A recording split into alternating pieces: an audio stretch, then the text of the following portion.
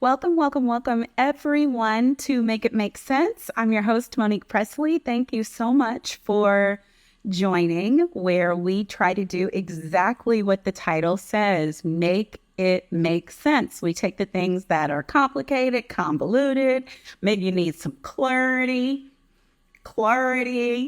and we give you the who, what, where, when, why. We bring you the experts in the relevant fields. And yes, we give you plenty of opinion. We give you plenty of opinion. I'm too opinionated tonight. Give you some opinion, but it's based in facts. It's based in data. It's coming from being up close and personal on the street. See it with your own eyes, hear it with your own ears, feel it with all your depth and perception, and et cetera, and so on. So we do all that and more here. I hope that you've been enjoying and watching this week. On Monday, we had a great time. I did the Monday motivation myself, and the title was Lessons from Track and Field.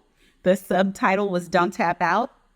You guys can go to my YouTube channel, Monique Pressley TV, to see that. Yesterday, we had the attorney Benjamin L. Crump on, and he was fantastic. And we learned lots of new things. And here we are today. You see my pin tweet. The queen is here. And I'm not going to waste any time putting her on here because she got places to go, things to do, people to see. And we're grateful for her time. Please put some hearts in the chat for the queen, Tamika D. Mallory. Here she comes. Hey. Look, you look all buttoned up, and I'm headed to my boxing class. So I'm like, let me see if I can. Yeah, boxing class with eyes done, with hair done. It's better. All right. Flowing, etc. What's going on, my sister? You know what? God's been real good. That's a fact. Things are not what they could be. Not even close. Mm-hmm. Not even close. They could be. They're not what the enemy planned for me. They're not the dumbass design that I had for myself. I love it. I love it. You didn't tell me I was coming for church. But I can't help it. I've been feeling so churchy lately. Me too. So close and thankful and grateful. Me too. And I'm grateful for you being on here, guys. Please welcome Tamika Mallory. She's a friend of the show. It's not her first time with us. But speaking of the freaking enemy, I don't have that last conversation. What? We had such a right. Instagram. Yeah. Oh, you know. Oh man, what happened to it? It's like that sometimes. It is. I mean, sometimes you go to save it or whatever, and it's just gone. And I was like, okay, well, whoever got that, because it was a good one. It was. But we're back, and I'm thankful. And I just saw you. It's just been days ago, and we can start wherever you want to start. But I do want to, before we maybe wander off into other subject matter, talk about Shanquella Robinson and any updates that you have. And for people who do not know, just tell us what we need to know. Well, thank you. And I did see you attended a meeting at the White House with Shanquella's family and her attorneys, Attorney Ben Crump and Attorney Sue Ann Robinson. And, I guess, everybody here at this point should know who she is and what happened to her. But just as a very brief recap, Shanquella was on vacation with 6 of her friends at the time. She believed them to be friends, or at least a few of the individuals on the trip were people she considered to be friends, including a gentleman who she called her best friend, who had traveled often with her family. She traveled with his. They knew him very, very well. And when, first there was news that she was deceased, that a young woman was dead in Mexico. People were talking about it. Very, very, very few, but there was some mention of the fact that a young Black woman had died in Mexico. But it wasn't until a video came out that showed her being beaten and assaulted by another woman that the internet went crazy with people, saying folks need to pay attention to this. What happened to this girl? And, upon looking at the report from the U.S., because whenever a U.S. citizen dies abroad, the U.S. is supposed to do some type of investigation. So they're supposed to at least speak from the embassy that is located in that country. They are supposed to speak with the authorities, do their own investigation, at least some type. I'm not going to say that they would do a thorough investigation, but they certainly are supposed to put eyes and ears on what happened. Yeah. And then they report back in the way of, once the body remains is returned to the family members, there's a note, right? There's a report that says what they believe about what took place. And so the report that was the report that accompanied Shanquella said that there was no foul play found. And this report was done obviously before the video came out. So who knows, because there's no transparency between governments, how they made that determination. I can't say that. I don't know. I don't know if anyone from the U.S. Embassy ever went to see or find out or ask questions, or if they just took a phone call conversation or some papers that were pushed to them that said there was no foul play. Long story short, video comes out. There was much foul play. It's very clear to us, and I'm sure to many others that, and of course to you, that the beating that she took caused the end of her life. And just to get to why, because so many people say, okay, what is the problem? We saw the video. We know what happened. What is the problem? The issue is when by the way, people need to know that by the time you find out, by the time the public is finding out about Shanquella, it's weeks and weeks and weeks after she's already been dead.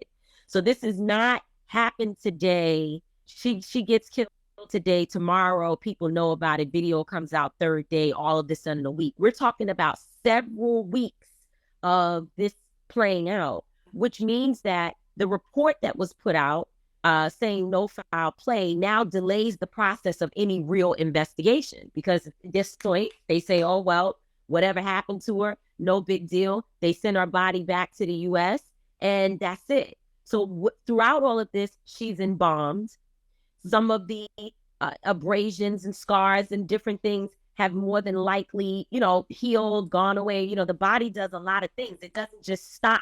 There's still things operating in your body even after you are deceased.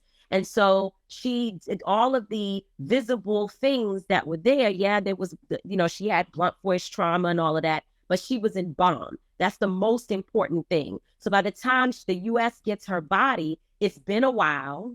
It's now been embalmed. And by the time they do their autopsy, they cannot find the cause of death. So they say. So this is why they haven't brought charges. And so we are just saying, like, okay, first of all, that's some bullshit. Like, I think I can say curse words on your show. Yeah. First of all, that's some bullshit. But secondly, the Mexico has said we want her extradited and we will prosecute. And that still hasn't happened. So we went to the White House to meet with them to tell them that the State Department is stalling the process. And, there have been some fruitful conversations that took place since then. So let's hope that there will actually be action in relation to this young woman. Right. And at the White House, there were some very smart Black lawyer women in the room. So I'm down with Black smart lawyer women being in the room, because I know even just from the looks on their faces and from prior interactions I have had with them, they are in pain. That's right. As they are constrained. That's right. It's two different things going on. And I know sometimes people don't get that there really is supposed to be separation of powers. We can have the Trump administration now, so ain't nothing separate nowhere. Everybody just does what they want to do. But these women are trying to do their jobs and not try to do the job of the Justice Department and not try to do the job of the State Department. But somebody, it got to give somewhere. And I know that you spoke highly, which you don't hardly ever speak no real nice words about nobody in government, but you gave me a Benjamin. Yeah. Benefit of the doubt. I mean, well, first of all, one of the things I know, and I see brother attorney Dennis, excuse me, I call him attorney because he thinks he's an attorney, but he's a journalist. But sometimes he's better than some of the attorneys that I know. But anyway, I was, well, I know what I was going to say, that the reason why I spoke about the meeting, and I saw Dennis asking how fruitful could the conversation have been when the president and the administration, they control the State Department. And that's an important point. That's why we went to the meeting.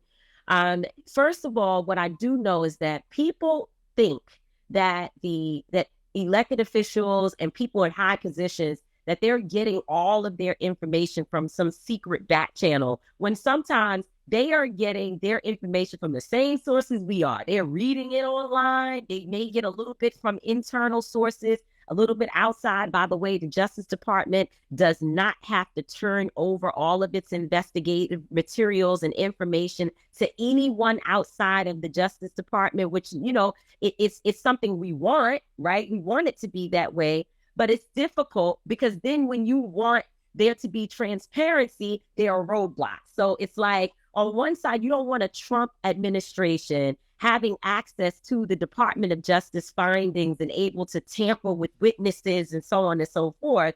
But then when you want transparency, you can't always get it because the wall is it's closed so much. So it's a thing that we fight against. It is true, though, that the administration has the power to call the State Department and say, what the hell are y'all doing? And they made those calls. They made the calls. I'm not going to say they said, what the hell are y'all doing? That's my language, not theirs. But they did make the calls, and they have now linked Attorney Sue Ann Robinson and the the State Department together to have very intentional conversations about what the next steps are, which is something that was not happening at all prior to this meeting. The other thing is, in the meeting, you could tell, even though they didn't say much, but you could tell they did not have all of the details because, again, they're getting information just like we are, a little bit here, a little bit here, a little bit there. The family was able, along with the attorneys, and I helped a little bit here and there, to put the full scope of the story on the table so that you understand, one, the failures of our government and how, because of the inaction, due to, I don't care what anyone says, the mere fact that we do not respect Black women's pain is what allowed them to just no foul, no play, moving on. Because I believe, maybe you don't, but I believe if it was a white woman who before the video, by the way, just dead in Mexico with some friends, young woman who was clearly a healthy young woman. Her family didn't say, oh, well, she had a heart problem and couldn't drink or whatever. She was a healthy young woman, and she is now dead. I believe they would have done a little bit more just to find out what exactly happened to her. Even the idea of them of giving her an autopsy, having an autopsy done before she was embalmed makes sense to me, right? It makes sense to me. And they say that can be protocol if there is some sign of foul play. But they said there was none, even though she had bruises all over. She had concussion. She had bruises.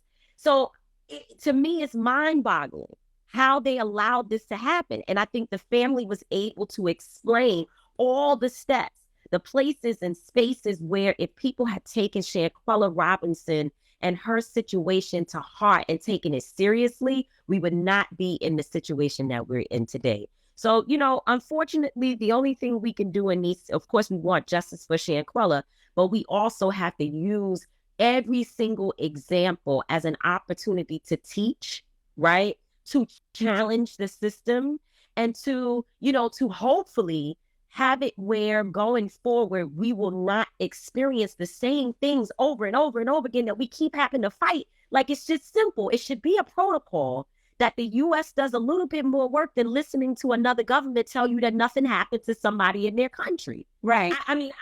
What do you think, Monique? Well, I think so. I had two thoughts, and I can't do the second one probably without tearing up because it came to me while you were speaking. But my first thought is we don't have to wonder about whether it would be different if it was a white woman, because white women have gone up and missing and up and dead in Aruba, in London, in other places.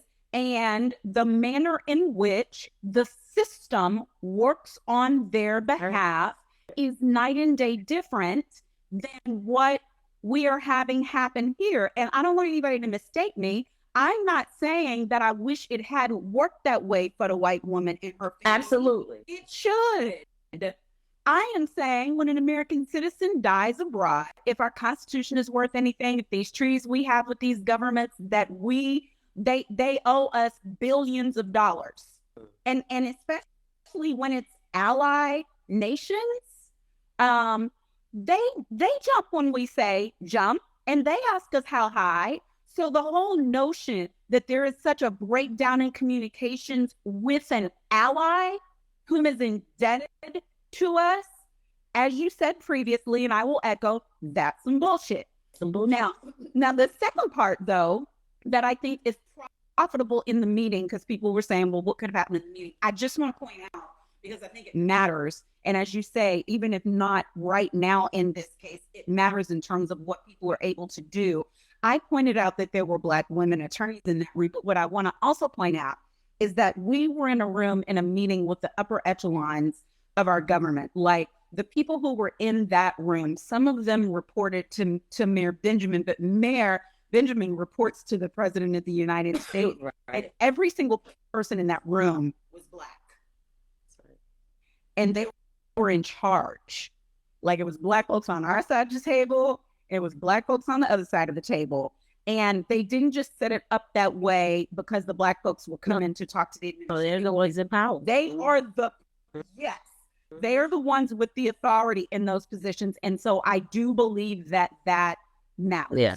You know, but my third point, when you were talking about them not knowing everything, the government is huge, the world is huge. They got crap everywhere. They got crapola everywhere they step. But to your point, it's not sometimes that they find out the news the way we find it out. Sometimes they find it out from us. Period. Period. You know. Period. The last time we were at Ben's office at the Dollhouse, the first press conference about Shanquilla, that was Mayor Benjamin's first day in office. Right. And so he didn't know anything. And so the press conference happened, and then Ben's phone started buzzing like, what's going on here? Absolutely. Absolutely. Absolutely. You want us to do what? We don't even know. We don't even understand. And let me tell you something. Just to echo that point, I've been having conversations with people who are like, well, we didn't know. Then Attorney Robinson calls different individuals and they say, we don't know. Nobody knows. How do you not know? Why don't you know? There's a young woman who died in another country. And now, okay, you could say you didn't know before the video. But then once the video came out, you should go find out. Don't you think? They don't even see the video. Hey, come on, media. Let me just talk about why we even have this show. Because CBS isn't covering Shanquilla. ABC isn't covering Shanquilla. Nope. You know, CBS isn't covering Shanquilla.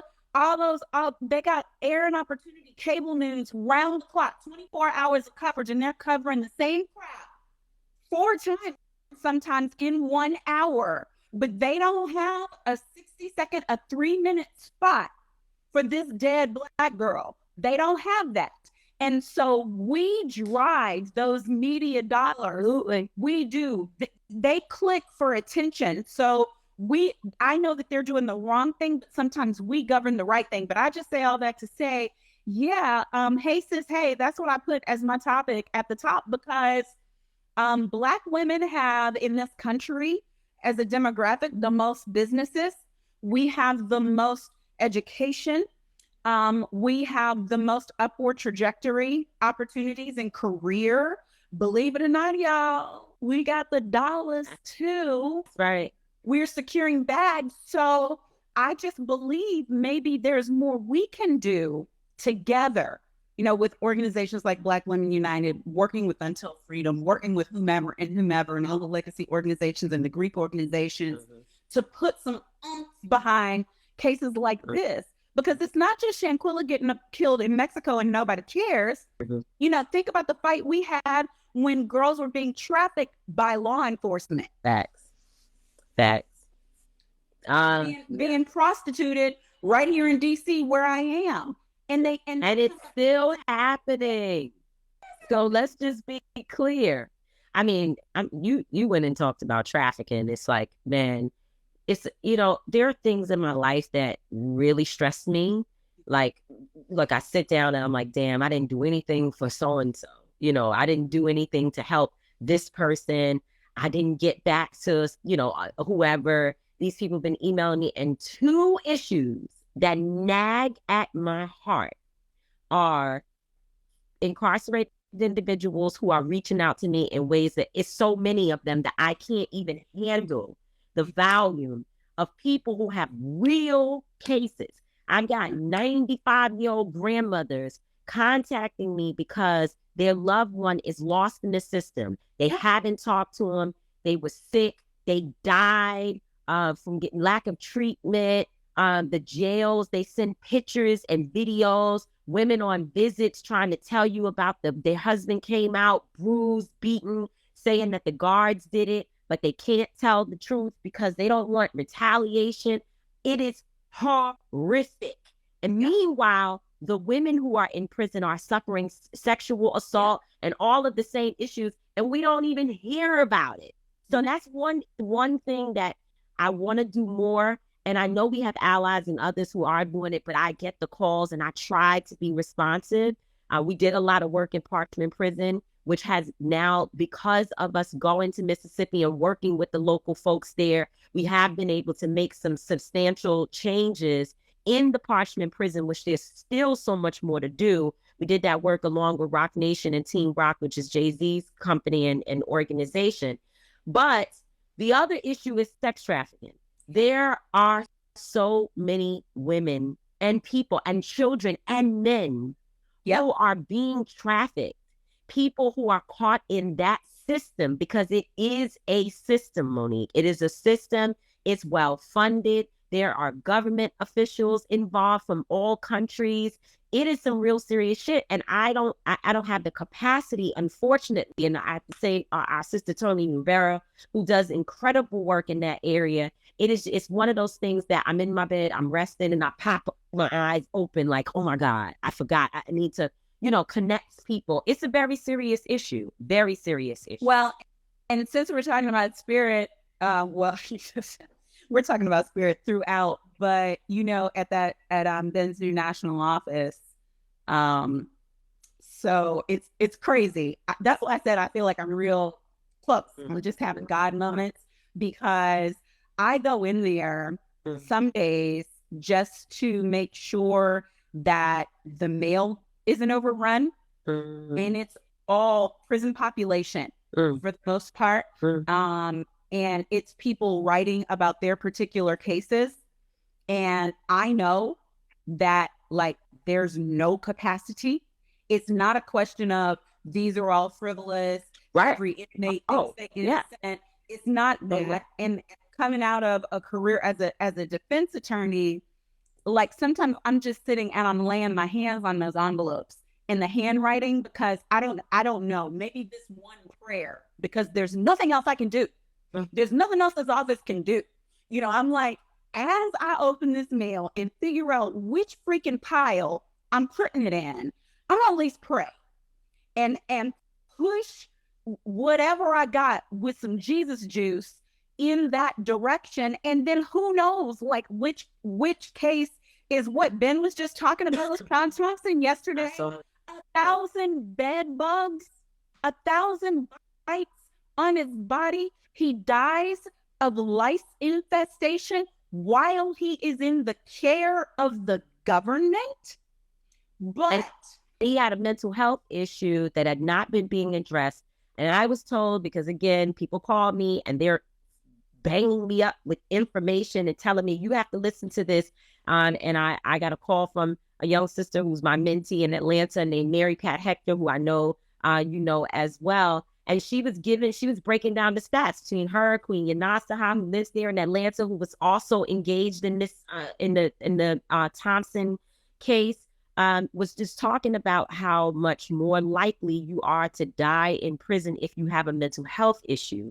And so because he was suffering from mental health, challenges, he was absolutely, like, first of all, if he has lice and if there was the bed bugs or whatever in his cell, they're everywhere. So let's just be clear that they weren't all just in one area. They don't stay confined. We know, okay? Because if you even think somebody has bed bugs around you, you running around like trying not, you know what I'm saying? They move.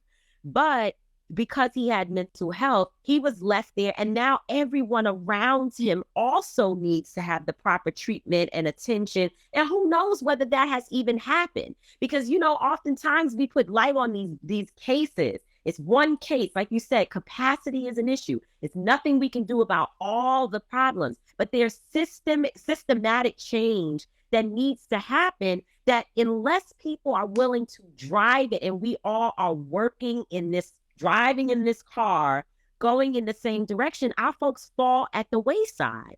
And it is probably the absolute most terrifying and the thing that causes me the most anxiety, that you get a good meeting for Shanquella Robinson, calls start happening, things start happening, and then you sit back and think, wow, how many people are we leaving behind? So you never have a sense of fulfillment because you always feel like you should be doing more. Yeah, and that's what I want to use our last 5 minutes for, because I know you have a heart out, but I really wanted to ask you this question because I asked them the same question yesterday. I'm talking all this week with purpose-driven, passion-driven people, but I do believe that if there is no balance, then there is burnout. Like, it's one or it's the other. And I'm wondering, how do you make sure that you have presence of mind, heart, spirit, soul to continue to do this work? And I'm asking you that knowing that sometimes you post pictures and people have all kinds of crap to say about you actually living your life, but it's necessary. How do you get that done? And hey, my son. I see my son. I see everybody. I see also PJ from George Floyd's family on here talking about, yes, that's right. Yes, he's talking about some, yes, go ahead. What you doing, PJ, that you on here with us? He visits frequently, but he ain't come on yet. Well, you must have him. Like he don't know me, like we're not family. You must have him. Another family that we worked with, George Floyd's family and Wash Falonis, and all of them, and Brandon represent so well, so amazing in terms of how they represented the family and George Floyd's interests in getting justice for him. And yet there are George Floyds every day. I mean, there's still George Floyds. I mean, even looking at Jordan Neely on the train, I don't care what anybody says. In fact, I know you would get this.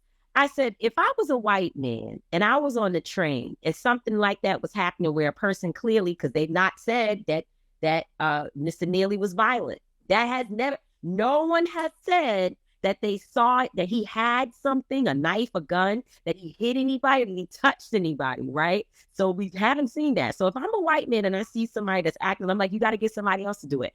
I am not, as a white person, getting ready to put my hand around anybody's neck and choke a black man on the street. I'm just not going to do it. So, no, unless you want to.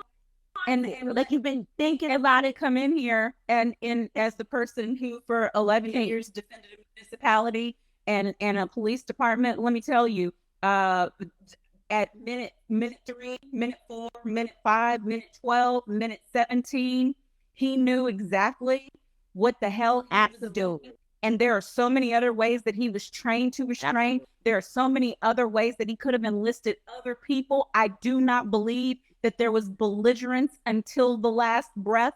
I refuse to believe that. And so that's why people always get into with us, you got to be a spotless, blameless lamb for you to deserve your rights, for you to deserve to stay alive, to not be killed. And I'm like, I don't care what kind of manner of crimes. People probably should have got beat up that day, and they all should have had to be fighting them if he was fighting, because the man who killed him did not have a license to kill him. Period. We would have another issue if it was police, but Yes. this is worse. This is this vigilante crap, right? Who is also law enforcement, because if you are a former Marine, that means you are law enforcement and you're big trained. But you don't have the authority. Absolutely. You don't have the authority. It's Trayvon Lane, Absolutely. right? Absolutely. So I So think acts were intentional. Oh. Is all I'm saying. I mean, period. It's just no, we're not going to accept white people or anybody. First of all, we fight against violence, against all people. Any type of violence that we see happening in the communities, especially violence that is ending lives, we are against it. 100%. So that's that. But a white man cannot choke anybody in our communities to death and think that because they've gone on a trip to Africa, that somehow that means we're supposed to believe that they're not racist, because that's what he said. He couldn't be racist because he was on his way to Africa. Anyway, you asked the question. Yeah. How do I, live your life. Yeah. And I think about Jordan Neely and what he said when he got on the train. He said he was hungry, he was thirsty, he was tired, and he was ready to go. That he was ready to die. He was ready to let it all go. And I think about that, right? I struggle with those words, that I'm hungry, I'm thirsty, right? I think about, as my pastor said, because I was telling my pastor the whole thought, that what was really bothering me. And he said, Jesus said the same thing while he was on the cross. He said I thirst, right? Before it was all over. And every day, that is what motivates me, that I know I'm privileged, right? I am privileged not just because of the things I have, but I'm privileged because God gave me the eyes to see and the heart to fight for justice. Like, not everybody has it. Not everyone has the discernment to know. Not everyone has been given a platform to speak where people actually listen to you. And God gave it to me. And I believe it is probably the most precious thing, or the most precious characteristic that I possess, which is the ability to know and to do something about injustice and to do something for my people. And so it motivates me, because I wake up every day like, listen, sis, he didn't have to give it to you, right? He could have gave it to your neighbor, somebody down the block. And even if he gave it to some folks, they don't know it and don't know what to do with it. And but you have it, and people respect you and they listen to you. So unfortunately, you can't bottle it up. You can't. No matter how some days I want to throw the whole baby, the bath water, the tub, the bathroom, and the house in the garbage. I want to get rid of it. But I wake up and I know that there is purpose in me, and that every time I felt like I can't or I don't know, God has put people like you and others in my path, and put people around me and sent me resources to keep doing what I do. So I know I'm supposed to be here. I'm supposed to be here. I don't know the end result of it, but I know I'm supposed to be here. And I'll tell you, this last point is that now that I'm getting ready to be 43 years old in a few weeks, 2 weeks. And I've been thinking a lot about what is the end supposed to look like? Like, what's supposed to be my thing? What's the moment, right? And I realized that it's not an end. It's not an end. I am carrying a baton, and someone passed it to me. And now I have to do my part and pass it along. That my job is to play a role and to be a part of our progression, fighting for our rights, and fighting for humanity, because I truly believe that the fight for Black people to be free is a fight for all people to be free. And so as I use the moment and carry this baton and run this part of the race, I am free from believing now, because there was a point that I did believe it, but I'm free from believing that I have to solve it all, or that it all ends with me. That was giving me anxiety, put me in bad and dark places. Now I know that it is my job to run the race and be as strong as I can and then pass it along to others. And so that gives me so much hope and freedom of mind that it's not all going to be perfect. Well, and I do believe that as you move down further in the journey, God gives you capacity in different ways because you can be trusted, you know, and I've got a decade on you, which I just love. You got your 42, I got my 52. Yeah. Climbing. You look good, honey. Honey. But I Me feel too. good is what I want to say to you. Yeah. I feel much better than my 42. I feel much less burdened. I feel freer. I know that I am more productive because at times where I would put my energy in a person or a single thing, I have figured out ways to scale me, not just my company, but me. Right. Okay? And I see that happening for you and with you, and it's a joy to watch because you know, Tamika, people think that people in your position should be broke, like the movement folks.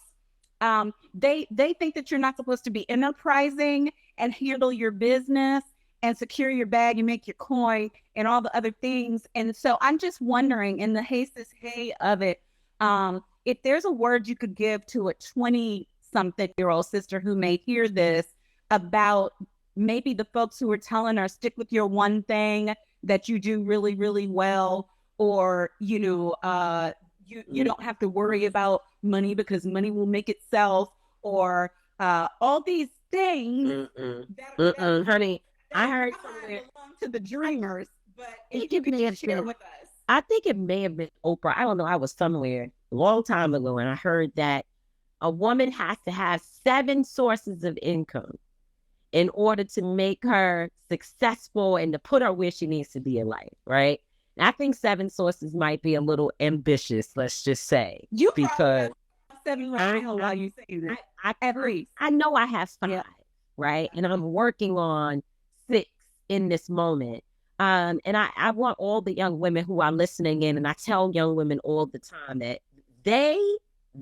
whoever they is, you have to figure out who is they and then decide whether or not it knows what they're talking about. And know that they sometimes is you telling yourself that you can't do what you can actually do very, very well. You know what's in you. We need to be getting our bag and getting justice at the same time. There is literally nothing wrong with that. Somewhere along the line, being an activist was aligned with being broke. It was, and there are people who actually they praise that, like, oh well, you know, Malcolm and Dr. King were better leaders but both of them were fighting for economic stability and advancement of our people. Dr. King didn't say things are perfect as it is. He said, I want to see it better. I want to see a world that is better. He was striving for and fighting for economic freedom. That's what he was working towards. So if that's the case, if we know that Malcolm was traveling the world, not just the United States, he was traveling the world trying to figure it out, trying to unlock what it looks like to be free and to have the freedom to take care of your family, your community, to have resources. And if we know that this is what they were working towards, then we in this generation are the manifestation of what they pushed for, of what they saw as a vision for our people. And so I am not going to be broke. So that's just so we're clear. I'm not going to be. That is not, don't put that on me. That is not a part of my existence. It's not a part of my reality. It's not.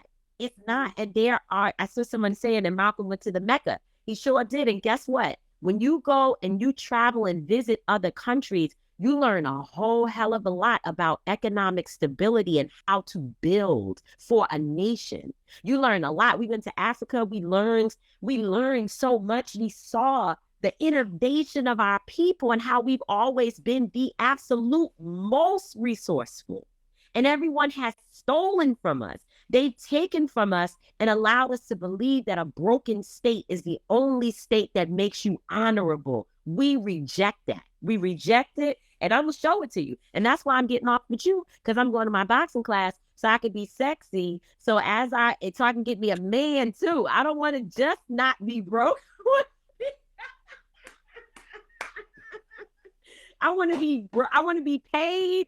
I want to get justice. I want to be paid, and I want to be in love. So I cannot talk to you anymore. No, and we want you to do all of those things. You multi-hyphenate, multi-talented, skilled God woman. We are thankful for you. We're thankful for author you. We're thankful for motivational you. We're thankful for Broadway producing you. We're thankful for the movies that are coming. We're thankful for all of the things that are you, and the man that is going to be appointed to be a caretaker, be a good person in your life. I need to see that. And so the boxing class, yes, is necessary, because we can't let them catch us slipping. No, not you.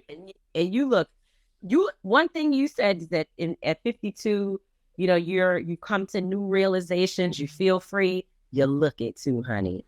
You look it beautiful. I appreciate it. We love you. Thank you for visiting with us.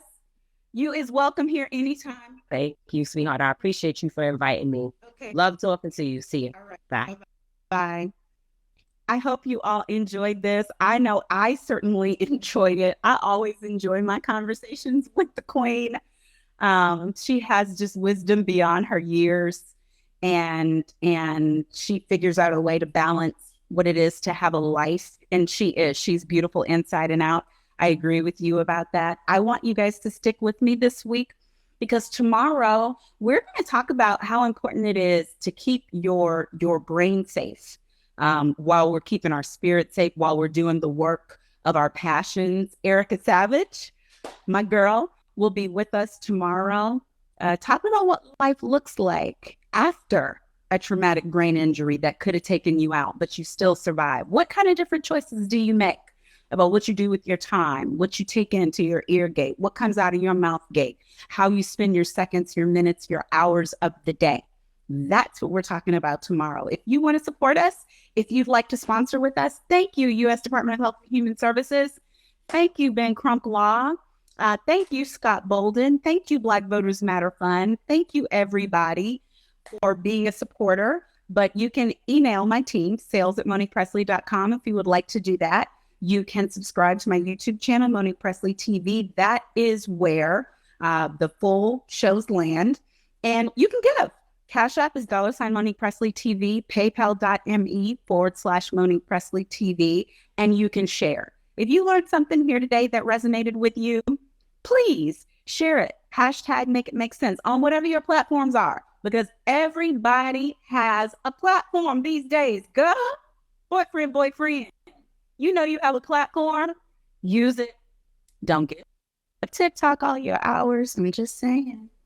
You could TikTok your way into a degree, into a business, into a new relationship. Just saying. But you can share from here on TikTok or on Twitter or on Facebook or right here on IG, wherever you do your sharing. LinkedIn. I see somebody on here who says they're 100 years old. Let's just put some hearts on the screen for that. Love it, love it, love it. May we all live so long and be fruitful and strong and thriving, as Dr. Rose says, in our lives for all those years. So I will see you tomorrow, right here, noon Eastern, with Erica Savage. Hope we helped you make something make sense. Okay? Bye-bye.